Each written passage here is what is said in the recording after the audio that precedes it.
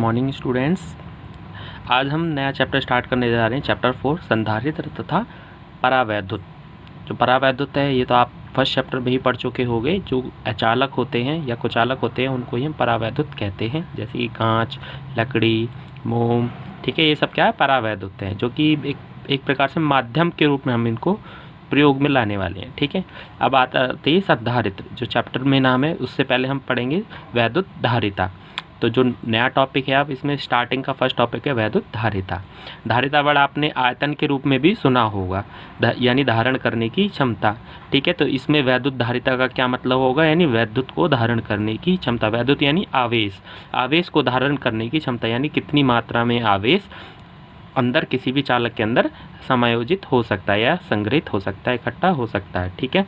तो वही चीज़ है वैद्युत धारिता, ठीक है। तो ये क्या है, किसी चालक की वैद्युत धारिता उस चालक द्वारा वैद्युत आवेश का संग्रहण करने की क्षमता की माप होती है, यानी कितना आवेश वो संरक्षित कर सकता है अपने अंदर, ठीक है, उसकी माप होती है।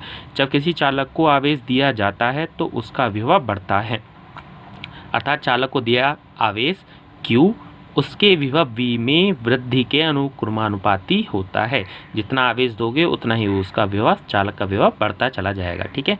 तो यहाँ से Q proportional V, Q is equal to CV, ठीक। तो यहाँ C क्या है, एक नियतांक है, ठीक है, जहाँ C एक नियतांक है, ठीक है। इसे चालक की वैद्युत धारिता कहते हैं, ठीक। C क्या है, चालक की वैद्युत धारिता है। यहाँ से C का मान निकालेंगे तो Q/V हो जाएगा, तो C का मान आ गया Q/V। तो एक प्रकार से धारिता क्या है, ये है आवेश ग्रहण करने की क्षमता है, ठीक है। वैद्युत धारिता क्या है, आवेश ग्रहण करने की क्षमता। तो मैंने वैद्युत वर्ड और लिख दिया, ठीक, वैद्युत धारिता। तो ये तो अतः इससे आपको पता चला वैद्युत धारिता क्या है, Q और V का अनुपात है, यानी आवेश और उसमें जो भी विभव में वृद्धि होगी आवेश देने पर, उनका अनुपात क्या होगा, उस चालक की क्या हो जाएगी, वैद्युत धारिता हो जाएगी। अतः किसी चालक की वैद्युत धारिता चालक को दिए गए आवेश तथा चालक के विभव में होने वाली वृद्धि के अनुपात को कहते हैं, ठीक। अब बात करते हैं इसकी विमा और मात्रक। मात्रक एवं विमा वैद्युत धारिता का मात्रक व विमा। तो C is equal to Q/V, formula वही लिखा है। तो यहाँ से दिख रहा है कूलाम बटे बोल्ट, तो C का मात्रक कूलाम बटे बोल्ट, ठीक है। इसको फैरड भी बोलते हैं, इसको F से दिखाएंगे फैरड को, ठीक है। कूलाम बटे बोल्ट को CY/V से दिखा देते हैं। अब आते विमा, C की विमा लिखिए, बोल्ट की विमा लिख दी। इसको सॉल्व करके ये इसकी विमा आ गई M-1 L-2 T4A2, ठीक है, ये इसकी विमा है।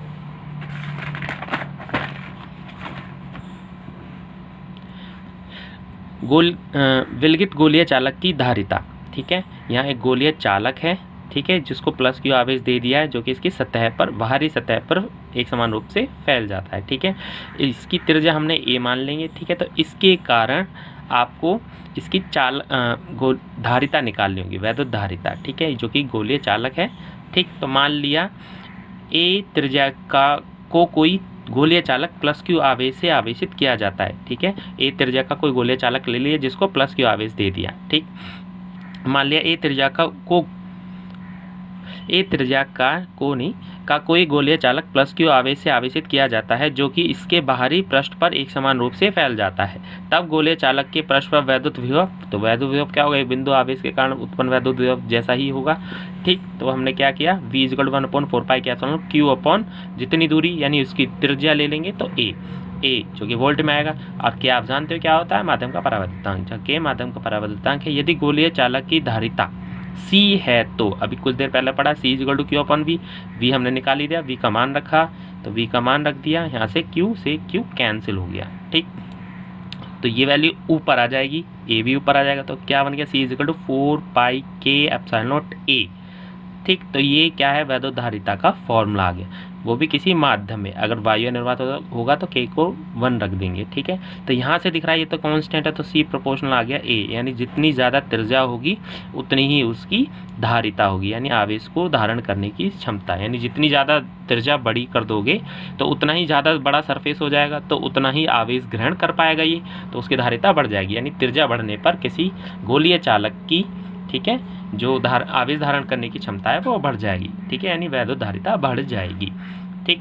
तो अब यहाँ से अगर ऐसे बहुत सारे गोलीय चालक हों, किसी की त्रिज्या A1 है, दूसरे की मान लो A2 है, तो उनका जो धारण करने की क्षमताएं हैं उसका अनुपात यानी वैद्युतधारिता का अनुपात क्या होगा, उनकी त्रिज्या के अनुपात के ही रेशो में ही आएगा, ठीक है, अनुपात में ही आएगा, ठीक है, क्योंकि ये वाले तो कांस्टेंट कट जाएंगे रेशो लेते ही। तो C1/C2 = A1/A2 इस टाइप से, ठीक। तो अतः यहाँ क्या आ गया, तो अतः गोलीय चालक की धारिता क्या है, चालक की त्रिज्या के अनुक्रमानुपाती होती है। वायु या निर्वात के लिए के का मान हम 1 रख सकते हैं। तो C0 = 4πε0A, जहाँ C0 क्या दिखा रहा है, बस कि जो हम वैद्युतधारिता निकाल रहे हैं वो वायु या निर्वात वाले माध्यम में निकाल रहे हैं, तो यहाँ के का मान बस 1 रख देना है। मात्रक तो फैराड है ही। अगर आप C और C0 का रेशियो निकालना चाहें, यानी माध्यम में जो भी धारिता है और वायु या निर्वात में दोनों धारिता है, ठीक है, वायु या निर्वात में जो धारिता है उनका अनुपात निकाला, ठीक है, तो यहाँ सब कैंसिल हो जाएंगे, बस के बचा रह जाएगा, ठीक है ना। तो यहाँ के आ गया, तो इसका मतलब क्या है, दोनों का अनुपात किसके बराबर आ रहा है, माध्यम के परावैद्युतांक के बराबर आ जाएगा, ठीक है। किन किन दो का अनुपात, वैद्युतधारिता का किसी माध्यम में और वैद्युतधारिता का माध्यम क्या हो, जब वायु या निर्वात हो। अतः किसी माध्यम में गोलीय चालक की धारिता माध्यम में, ठीक है, तथा वायु या निर्वात में उसी चालक की धारिता यानी C0, दोनों का अनुपात ले लेंगे, का अनुपात उस माध्यम के परावैद्युतांक के बराबर होता है, ठीक। तो इन दोनों का अनुपात उस माध्यम के परावैद्युतांक के बराबर होता है, ठीक। अब आते हैं आंकी का फर्स्ट क्वेश्चन, जो कि इन्हीं से टॉपिकों से रिलेटेड क्वेश्चन है। तो जो फर्स्ट क्वेश्चन है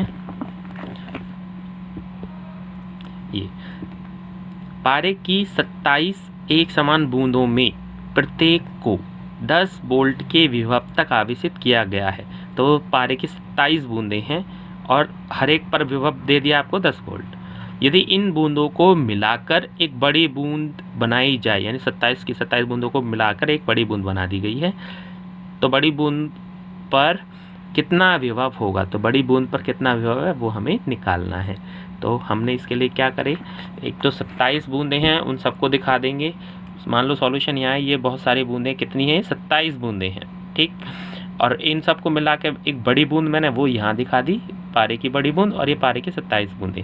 सब पर विभव कितना है, 10 वोल्ट का उन्होंने दिया है। तो मान लो इस पर V1 विभव है, इस पर हमारे पास 3 ही क्वांटिटी होते हैं, Q = CV के अनुसार Q1, इसका C1 V1। सपोज 27 बूंदों के लिए 27 बूंद पर एक बूंद पे आवेश Q1, एक बूंद की धारिता C1, एक बूंद पे विभव V1। ऐसे ही बड़ी बूंद के लिए Q2 V2 C2 ले लिया, ठीक है। तो अब कुल आवेश निकालना चाहो वो भी निकाल सकते हो। अब एक और चीज़, जब इन सबको मिला देंगे, मिलाकर जो बड़ी बूंद बनी, ठीक है, इन सब का जो आयतन होगा 27 बूंदों का, वो बड़ी बूंद के आयतन के बराबर होगा, ठीक।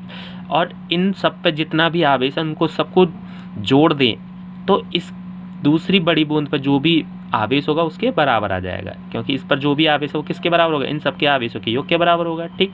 तो ये चीज़, तो उसके लिए हमने क्या कर लिया, इसकी त्रिज्या को हम A1 मान लेते हैं, इसकी त्रिज्या को A2 मान लिया हमने, ठीक। तो माना छोटी बूंद की त्रिज्या A1, माना बड़ी बूंद की त्रिज्या A2। तो इसका जो आयतन है, टोटल आयतन सबको जोड़ के वो इसके बराबर रख देंगे। 27 बूंदों का आयतन किसका बराबर होगा, एक बड़ी बूंद का आयतन के। चाहे तो यहाँ एक छोटी वर्ड और लिख दो, 27 छोटी बूंदों का आयतन, ठीक है। तो 27 गुणा 4/3 पाई A1 क्यूब, यहाँ A2 क्यूब होगा 1। तो ये तो कट ही जाएगा 4/3 पाई। तो ये क्या आ गया, इसको 3 का क्यूब भी लिख सकते हैं, तो 3A1 क्यूब और ये A2 क्यूब। तो यहाँ से 3A1 = A2 आ गया। तो A2 का मान आ गया A1 के पदों में 3A1, ठीक। तो यहाँ से हमने क्या निकाल लिया, A2 का मान 3A1। अब हमें पता है छोटी छोटी बूंदों पर कितना विभव है, 10 वोल्ट। प्रत्येक छोटी बूंद पर विभव V1 = 10 वोल्ट। तो Q1 V1 C1 तीनों इधर लिख दूंगा, Q2 V2 C2 इधर दिखाऊंगा, ठीक है।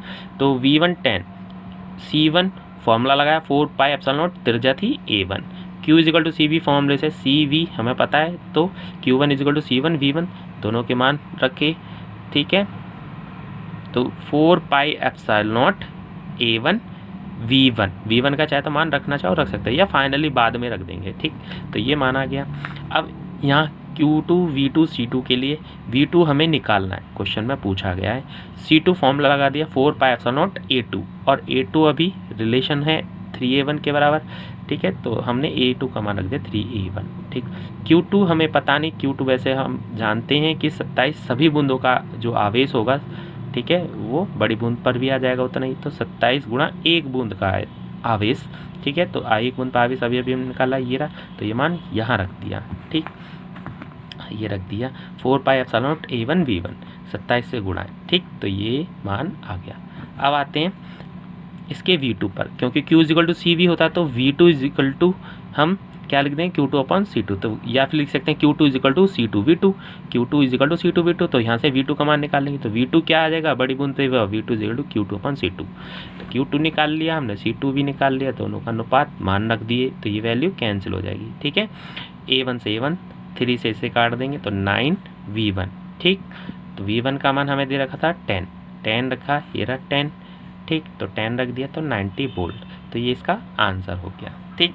तो इसका जो सेकंड क्वेश्चन है वो भी इसी जैसा है, बस उसमें आवेश दिया है, इस बार तो सीधे सीधे आवेश दे दिया, तो वो और भी सिंपल हो गया। तो वो आपको घर से खुद से करना है, ठीक। आते हैं इसी के नेक्स्ट टॉपिक पर।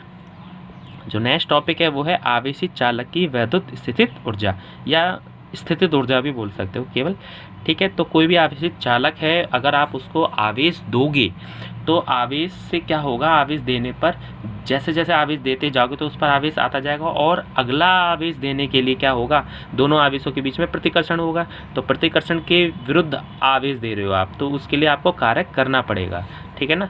यही कार्य क्या होता है उस चालक में, जिस भी चालक को आप आवेश दे रहे हो, एक वैद्युत स्थितिज ऊर्जा के रूप में संचित हो जाता है, इकट्ठा हो जाता है, ठीक है ना। तो इसका मतलब क्या हुआ, वैद्युत स्थितिज ऊर्जा क्या है, किसी भी चालक को आवेशित करने में किए गए कार्य के बराबर होगी, ठीक है। तो ये क्या है, किसी चालक को आवेशित करने में किए गए कार्य को उस चालक की वैद्युत स्थितिज ऊर्जा कहते हैं, ठीक। माना किसी चालक को +Q आवेश देने पर उसका विभव 0 से V हो जाता है, तब उसका औसत विभव, अगर आवेश Q देने पर उसका विभव क्या हो गया 0 से V, तो औसत विभव क्या होगा, पहले वाला विभव जो कि 0 है प्लस बाद में विभव, अंतिम विभव V है, बटे औसत लेना 2, तो V/2 होगा औसत विभव, ठीक है। अगर औसत विभव पता है तो आप कार्य भी निकाल सकते हो। अतः चालक को Q आवेश देने पर किया गया कार्य, ठीक है, क्या होगा, W = आवेश गुणा औसत विभव, ठीक है। तो औसत विभव V/2 है और आवेश Q, तो ये इसका कार्य का W = क्या हो गया, 1/2 QV, ठीक है। तो ये कार्य आ गया, और यही कार्य क्या होता है, उसकी स्थितिज ऊर्जा के रूप में संचित हो जाता है। यही कार्य आवेशित चालक के पृष्ठ पर स्थितिज ऊर्जा के रूप में संचित हो जाता है, ठीक है। अतः चालक की स्थितिज ऊर्जा क्या होगी, U = W, तो W का मान रख दो बस।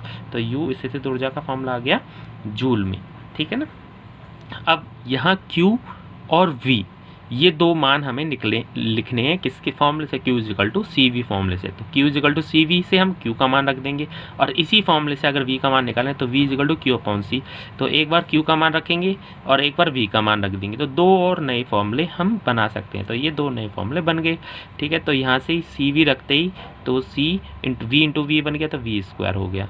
अगर हम Q/C रखते हैं V की जगह, तो Q/C हो गया, तो ½ Q² और ½ CV²। तो ये 3 फॉर्मूले आ गए इसके। तो आपको जो भी न्यूमेरिकल आएगा उसमें देखना होगा कि क्या क्या चीज़ें दे रखी हैं, Q दे रखा है या V दे रखा है तो ये देना, अगर CV दे रखे हैं तो ये लगा दो, और QC दे रखे तो ये लगा दो। हो सकता है QVC तीनों दे रखे हैं तो आप कोई सा भी लगा सकते हो, सभी से सेम आंसर आएंगे। तो ये इसका फॉर्मूला हो जाएगा वैद्युत स्थितिज ऊर्जा का, ठीक है ना। ये किसी भी चालक पर उपस्थित आवेश Q के कारण उसकी वैद्युत स्थितिज ऊर्जा का फॉर्मूला है, ठीक है। Q और V के पदों में ये है, धारिता और वोल्ट के विभव के पदों में ये है, ठीक है, और QC के पदों में ये हो जाएगा, ठीक है। तो आज के लिए इतना ही। जो होमवर्क के लिए जो आपको मैंने क्वेश्चन दिए हैं इसमें वो हैं क्वेश्चन नंबर 2, ठीक। जो क्वेश्चन नंबर 2 है मैं इस पर भी दिखा दे रहा हूँ। क्वेश्चन नंबर 2 ये रहा, आसो जल की 64 छोटी बूंदें हैं और इसकी त्रिज्या दे रही 0.1, ठीक है। तो आयतन भी आप निकाल सकते हैं इसका आयतन। अब इन सबको जोड़ दोगे तो कुल आयतन भी आ जाएगा, ठीक है। तथा आवेश दे रखा है 1 बूंद पर, ठीक है। तो कुल आवेश भी निकाल सकते हो 64 से गुणा करके। मिलकर एक बड़ी बूंद बनती है, बड़ी बूंद का विभव ज्ञात करना है, तो इसमें 64 से गुणा कर दोगे तो कुल आवेश आ गया, ठीक है, बड़ी बूंद के लिए, ठीक है। कुल आवेश मिल जाएगा आपको Q = CV फॉर्मूले से। तो अभी हमें त्रिज्या तो नहीं पता, V विभव भी नहीं पता, तो क्या करना, इन सभी दोनों आयतनों को बराबर रख दें। छोटी सभी बूंदों का आयतन बराबर बड़ी बूंद का आयतन, तो उससे त्रिज्या आ जाएगी। ठीक है, और जब त्रिज्या आ जाएगी, ठीक, तो आप क्या कर सकते हो, धारिता निकाल सकते हो, बड़ी बूंद की धारिता, क्योंकि फॉर्मूले में ए होती है यानी त्रिज्या, तो वो धारिता आ जाएगी। तो हमें क्यू आ गया, धारिता आ गई, तो आपको क्या करना है, वी निकालना है। Q is equal to C V, फॉर्मूले से वी का मान निकाल सकते हो। बहुत ही आसान क्वेश्चन है, ये अपने आप करना घर से। ठीक है, आज की इस वीडियो में इतना ही।